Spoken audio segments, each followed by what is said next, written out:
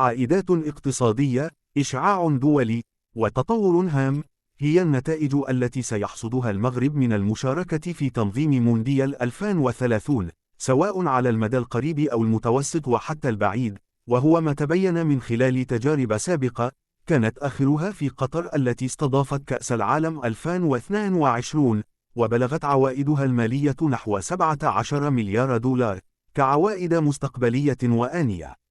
وفي هذا الإطار، قال محمد جدري، المحلل الاقتصادي، إن مشاركة المغرب في استقبال هذا الحدث العالمي ستعود بالنفع على الاقتصاد الوطني بدرجة أساسية، من خلال خلق كثير من الثروة ومجموعة من مناصب الشغل للشباب المغاربة، متحدثا ضمن تصريح إعلامي عن انعكاسات إيجابية قبل التنظيم وإبانه وأيضا بعده.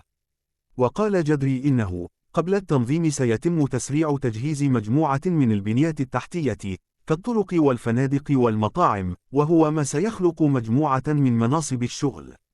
وحسب المحلل ذاته فإنه إبان الحدث، سيكون هناك إشعاع عالمي للوجهة المغربية كوجهة سياحية بامتياز، إذ إن أنظار ملايير من سكان المعمور ستتجه للمملكة المغربية،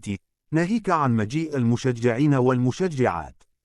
كما أشار المتحدث إلى أنه بعد التنظيم ستكون هذه الوجهة معروفة، وستكون هناك مجموعة من البنيات التحتية التي ستسمح للمواطنين بولوج سلس لعدد من الخدمات الصحية والتعليمية والاجتماعية والثقافية والرياضية، وبالتالي المساهمة في تحقيق هدف الوصول إلى 26 مليون سائح في أفق 2030.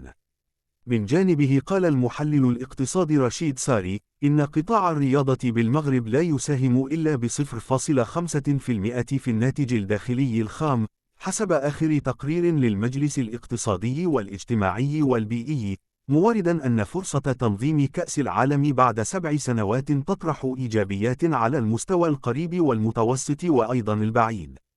وأردف ساري بأنه على المستوى القريب ستكون هناك على مدى 7 سنوات مجموعة من الأشغال من أجل تقوية البنية التحتية، ليس فقط في جانب الملاعب، بل أيضا الطرق والمؤهلات السياحية داخل البلد وقطاعات اقتصادية أخرى. وزاد: هذا العمل سيوفر انتعاشة لمجموعة من المقاولات التي تعمل خاصة في مجال الأشغال، وسيمكن كذلك من خلق مجموعة من فرص الشغل. أما على المستوى المتوسط، فأشار المحلل الاقتصادي إلى أن المشاركة في تنظيم كأس العالم فرصة سانحة لخلق الإشعاع للبلد، وتابع: إشعاع أي دولة بات يمر عبر الرياضة، وخاصة كرة القدم، وهو ما يتطلب تشجيع المجال الكروي من قبل الدولة، فمجموعة من التجارب داخل إسبانيا والمملكة العربية السعودية بيّنت كيف يوظف المال بشكل كبير في مجال كرة القدم لتحقيق الإشعاع.